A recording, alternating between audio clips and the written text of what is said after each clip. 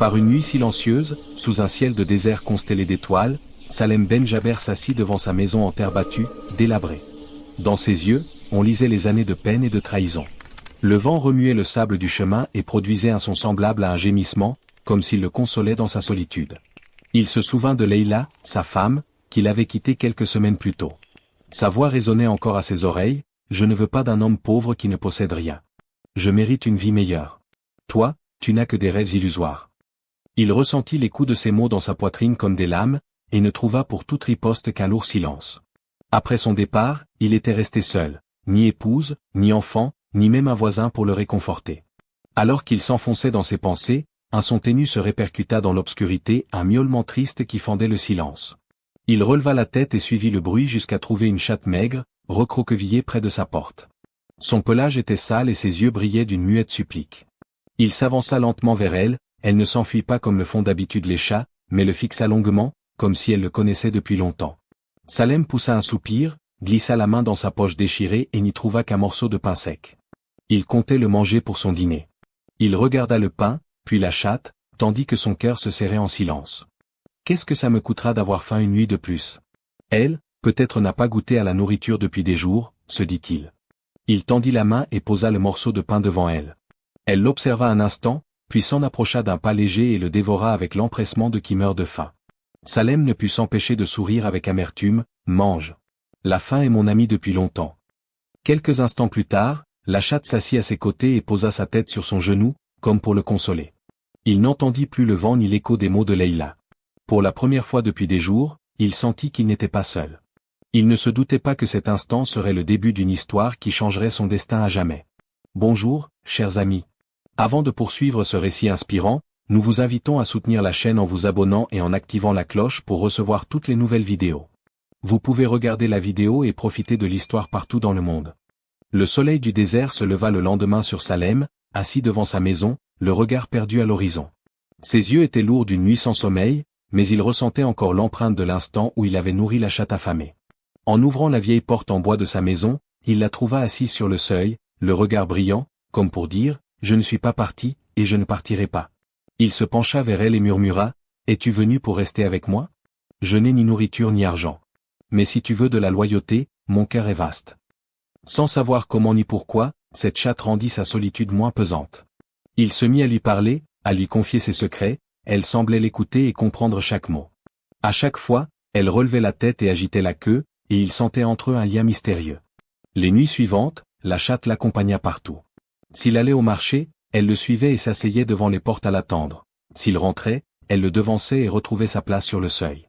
Les habitants du village les regardaient d'un air étrange. Certains disaient, « Salem a perdu la tête de solitude, il parle à une chatte comme à un être humain. » D'autres se moquaient, il ne lui reste plus que ce animal pour lui tenir compagnie. Mais Salem ne prêtait pas attention à leurs paroles. Dans sa compagnie, il trouvait un substitut à tout ce qu'il avait perdu. Une nuit, assis devant sa maison à contempler le ciel, la chatte posa sa tête sur sa cuisse. Il soupira, « Sais-tu, ma petite, je croyais être un mort-vivant, mais tu as rendu des battements à mon cœur. Je ne sais comment, mais il y a en toi quelque chose que j'ignore. » La chatte releva alors la tête et plongea ses yeux dans les siens, comme pour lui répondre d'un regard que nul humain ne saurait déchiffrer, et pourtant, il eut l'impression de comprendre. Au matin suivant, tandis qu'il préparait sa ration quotidienne de pain pour elle, la chatte s'élança vers un chemin latéral et se retourna comme pour l'inviter à la suivre. Il hésita, puis la rattrapa. Elle marchait avec légèreté dans les ruelles du village jusqu'au pied d'un vieux mur fissuré. Elle s'arrêta, poussa un miaulement sonore. Salem se pencha, écarta le sable et aperçut un éclat. Il plongea la main, dégagea la poussière, c'était une pièce d'or ancienne, couverte de la crasse des ans. Il resta figé, regarda la chatte assise près de lui, la queue remuant d'un contentement discret. Il chuchota, « Es-tu seulement une chatte? Ou un cadeau que Dieu m'envoie ?» Il ne se doutait pas que cette découverte n'était qu'une petite porte s'ouvrant sur des décrets plus étonnants qu'il n'aurait pu l'imaginer. Les jours passèrent depuis l'arrivée de la chatte dans la vie de Salem, et sa solitude commença à se dissiper. Il sortait au marché avec un peu de sérénité, la chatte le suivait comme son ombre. Lorsqu'il s'asseyait sur la place pour parler aux marchands, elle s'enroulait autour de ses pieds et surveillait les gens d'un regard perçant, comme si elle le protégeait. Mais les villageois ne le laissaient pas en paix. Un jour, alors qu'il marchait dans une ruelle, la chatte trottant derrière lui, il entendit des rires dans son dos. « Regardez, Salem que sa femme a quitté, il ne lui reste que sa chatte. » Un autre ajouta plus fort, je parie qu'il lui parle comme à un humain, la solitude l'a rendu fou. Salem s'arrêta, les regarda, voulut répondre, puis préféra se taire. Il posa la main sur la tête de la chatte, la caressa et se dit à voix basse, qu'ils se moquent s'ils veulent, moi, je ne cherche au monde que la paix. Le soir, assis devant sa maison, il dit à la chatte, ils se moquent de moi, mais ils ignorent que tu es la seule qui m'a empêché de sombrer dans la folie. Elle sembla comprendre, sauta sur ses genoux, agita doucement la queue et laissa échapper un miaulement discret, comme une consolation. Les jours suivants, les moqueries s'accentuèrent. Certains lui jetaient même de petits cailloux en passant, va-t'en, mon chat. Malgré tout, Salem ne douta pas que cette chatte n'était pas un hasard dans sa vie. Elle lui rendait le goût de vivre. À chaque fois qu'il croisait son regard brillant, il sentait une force secrète le réconforter et lui donner un étrange courage. Une nuit, tandis qu'il rangeait ses maigres affaires, il entendit frapper doucement à la porte. Il ouvrit, la chatte déposa à ses pieds un petit objet. Il se pencha, c'était un os ancien, couvert de terre, gravé d'un symbole étrange. Il le saisit, stupéfait. L'os ne ressemblait à rien de connu au village. Il murmura, il y a quelque chose derrière tout cela, petite créature étonnante. En tournant l'os dans ses mains, il sentit qu'une force le tirait vers un chemin dont il ignorait l'issue. C'était la première lueur d'un mystère qui allait bouleverser sa vie à jamais. Cette nuit-là, Salem ne dormit pas. Il resta assis, contemplant l'os ancien. L'inscription gravée ressemblait à un dessin primitif d'un chat tendant les pattes vers le soleil. Un frisson lui parcourut l'échine. Il regarda la chatte, assise près de lui, le surveillant calmement, les yeux luisants dans l'obscurité. « Qui a apporté cela? Que veux-tu que j'en fasse » murmura-t-il. Comme si elle comprenait, elle se leva d'un bond, se dirigea vers la porte, puis se retourna en miaulant, comme un ordre clair de la suivre. Salem enfila son manteau usé, prit sa lampe à huile et sortit. La lune éclairait le sable d'un éclat argenté. La chatte marchait devant, se retournant à intervalles réguliers pour s'assurer qu'il suivait. Après 1 heure de marche, ils atteignirent un lieu étrange. Un grand mur de roche isolé, tel un témoin silencieux d'un secret ancien. La chatte s'arrêta devant une fissure, miaula vivement. Salem se pencha et grattant la terre, mit au jour un petit coffret de bois à demi enterré, si vieux que le temps l'avait presque dévoré. Il l'ouvrit avec précaution. À l'intérieur, une pièce d'or plus grosse que la première, et un bracelet gravé de symboles semblables à ceux de l'os. Salem étouffa un cri et recula d'un pas, puis regarda la chatte assise près de lui, la queue animée d'une satisfaction tranquille. « Serais-tu donc une bénédiction cachée envoyée par Dieu » chuchota-t-il. Il prit le petit trésor et retourna hâtivement au village. En chemin, son cœur battait à grands coups. Il n'était plus l'homme brisé qui pleurait seul, une lueur d'espoir commençait à percer sa nuit. Mais il savait que ce n'était qu'un début, la chatte semblait cacher quelque chose de plus grand. Dans les jours qui suivirent, Salem vendit prudemment quelques pièces d'or. Il acheta de quoi manger et répara les murs fissurés de sa maison. Il n'était plus le miséreux dont on se moquait, les gens le regardaient avec perplexité et suspicion. Au marché, alors qu'il achetait des dattes, un vieillard à la longue barbe blanche et aux yeux perçants s'approcha. La chatte était perchée sur l'épaule de Salem, fixant le vieil homme avec attention. D'une voix calme, celui-ci dit, « Une chatte ordinaire, Salem ?» Salem se figea, l'inconnu connaissait son nom. « Qu'en savez-vous, vous » Le vieillard sourit, « Tout n'est pas compréhensible à l'œil nu. Dieu a fait certaines créatures pour guider les épuisés. Te souviens-tu de l'os gravé » Les yeux de Salem s'écarquillèrent, « Comment savez-vous pour l'os » Le vieillard rit doucement, « Parce que je l'ai déjà vu. Si tu veux connaître le secret, suis cette chatte, et ne résiste pas à ce que tu découvriras. » Avant que Salem ne pose d'autres questions, le vieil homme s'évanouit dans la foule, comme emporté par le vent. De retour chez lui, accablé de questions, Salem s'assit devant la chatte. « Qui es-tu ?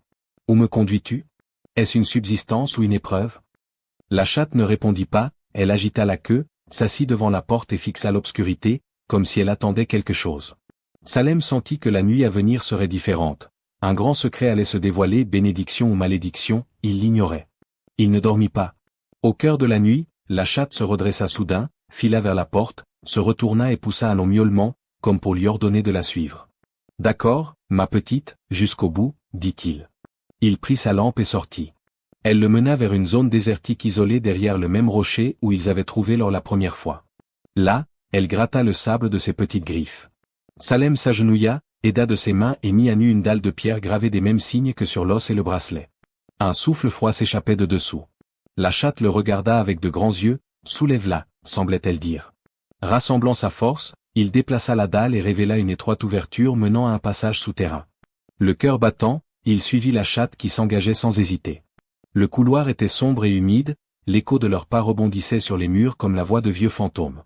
Après une longue marche, ils débouchèrent dans une vaste salle rocheuse, au centre de laquelle reposaient de vieux coffres recouverts de poussière et d'herbes sèches. Salem ouvrit l'un d'eux, or et joyaux à profusion. Il resta pétrifié, les yeux brillants. Il prit la chatte dans ses bras. Tu n'es pas une chatte ordinaire. Tu es une grâce envoyée à un homme comme moi. Mais alors qu'il tentait de reprendre ses esprits, une voix faible, venue des parois, chuchota, celui qui trouve un trésor ne doit pas convoiter, car la convoitise perd son maître. Le sang de Salem se glaça. Il regarda autour de lui, ne vit rien que la chatte, immobile, le fixant comme pour l'avertir.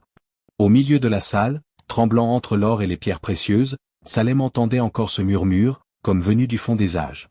Il dit d'une voix tremblante, « Que se passe-t-il? Est-ce un rêve ?» La chatte s'avança vers le plus grand des coffres, s'assit, le regard profond. Elle poussa un long miaulement, les murs vibrèrent et une fissure secrète s'ouvrit. Salem s'approcha prudemment, un PN de roche révélait de très anciennes inscriptions racontant l'histoire d'un pauvre d'un autre temps, guidé vers un trésor par une chatte. La dernière phrase, gravée en lettres larges, disait « Le trésor n'est pas seulement l'or, mais un cœur qui change. » Salem frissonna. La chatte frotta sa tête contre sa jambe, comme pour l'apaiser. Il comprit alors que le sens allait au-delà de l'or. Cette chatte n'était pas là pour remplir ses poches, mais pour enrichir son cœur et lui rendre la foi perdue après la trahison de sa femme et les moqueries du village. Tandis qu'il s'imprégnait de cette vérité, une autre voix retentit derrière lui. Il se retourna, c'était le vieux sage, debout à l'entrée de la salle. D'une voix grave, « Tu vois, maintenant ? La chatte n'était qu'une clé, et toi la porte qui devait s'ouvrir. » Salem, stupéfait, « Pourquoi moi ?» Le vieil homme sourit, les cœurs brisés sont les plus proches de la miséricorde. Quand Dieu veut élever quelqu'un, il lui envoie un petit guide pour lui rappeler le sens de la vie. Les larmes coulèrent sur les joues de Salem. Il regarda la chatte, « Tu n'es pas un simple animal. Tu es une bénédiction qui m'a rendu à moi-même. » Il ressortit du passage, le cœur battant. Il emportait quelques pièces d'or, mais surtout quelque chose de plus grand, une foi renouvelée, une force inconnue depuis des années. « À partir d'aujourd'hui, je ne serai plus l'homme vaincu, » dit-il à la chatte. Elle miaula doucement, comme l'écho d'une promesse. Les jours suivants, Salem jouissa du trésor avec sagesse. Il ne dilapida pas l'or en plaisir, mais répara sa maison, aida ses voisins pauvres. À chaque bonne action, il lisait dans les yeux de la chatte une approbation silencieuse, comme si elle vérifiait qu'il suivait le droit chemin. La rumeur courut dans le village, l'homme avait changé. Il n'était plus le pauvre hésitant, brisé, il avait acquis prestance, force et un cœur généreux. Un jour, au marché, il croisa son ex-épouse. Le regret ravageait son visage. « Salem, j'ai eu tort envers toi, dit-elle. » Il répondit calmement, « Ce n'est rien. Sans cette erreur, je ne serais pas l'homme que je suis aujourd'hui. » Il s'éloigna, le cœur sans rancune. Chaque soir, en rentrant, la chatte l'attendait sur le seuil, gardienne de cette grâce. Parfois, le vieillard venait lui rappeler, « Garde le secret, Salem. Celui qui t'a envoyé un guide peut te retirer la grâce si tu t'orgueillis. » Salem baissait la tête humblement et remerciait Dieu chaque nuit.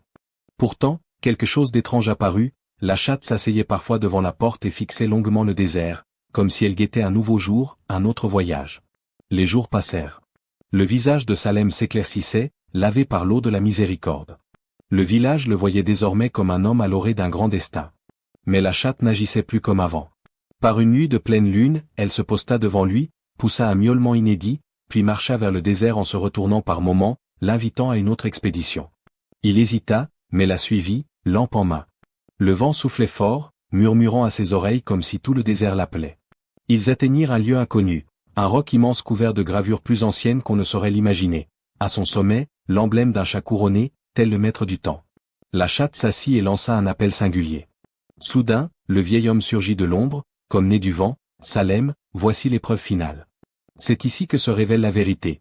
Es-tu digne de la grâce ou ton nom s'effacera-t-il, comme ceux qui t'ont précédé? De quelle grâce parles-tu?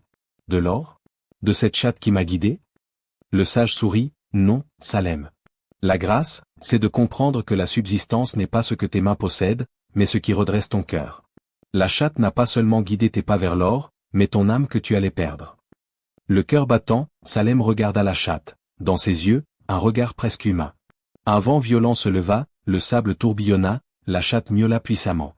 Un nouvel interstice s'ouvrit dans la roche, dévoilant un passage vers un secret plus grand. « Entre, Salem. Là-bas s'accomplit ton destin, dit le vieillard. » Il avança, partagé de crainte et de foi. La chatte marchait devant lui, avec une majesté tranquille mais dans son regard, quelque chose ressemblait à un adieu. Le couloir était long et sombre, au bout, une douce lumière, comme une aube jaillit du ventre de la terre. Ils débouchèrent dans un lieu prodigieux, une vallée cachée, ceinte de parois rocheuses, des arbres verts ombrageant le sol, un ruisseau limpide au milieu, et, sur la berge, des monceaux d'or et de joyaux. « Mon Dieu, tout cela est à moi ?» La voix du vieil homme répondit, grave, « Non, Salem.